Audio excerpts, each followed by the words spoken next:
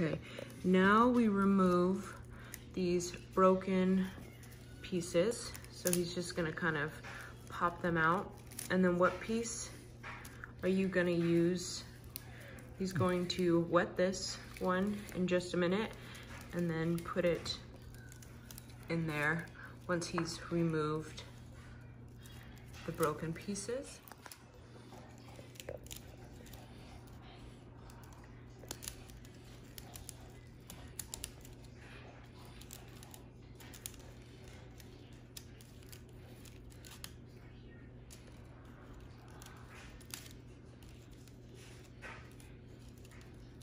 Okay, so he cut this braided piece off, got kind of wet. He sprayed it with the water bottle a few times, probably more than a few times. Then he's going to put it on the inside, just like this.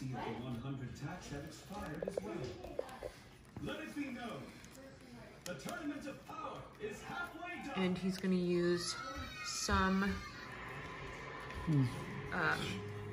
glue, and we use fishing wire because, or I'm sorry, fishing line, because it's clear and you don't see it.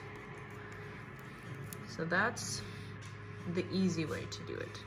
Now he's got the fishing line, and this is a big needle. He is just going to sew it through the loops that are from the existing braid.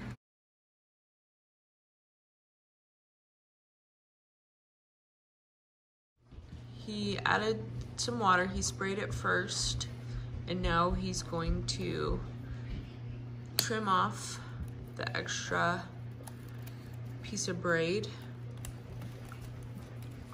We're obviously gonna save all these extra little pieces.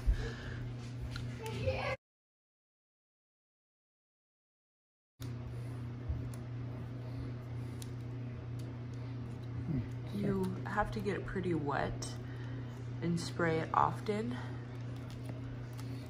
so the material is really bendable and flexible.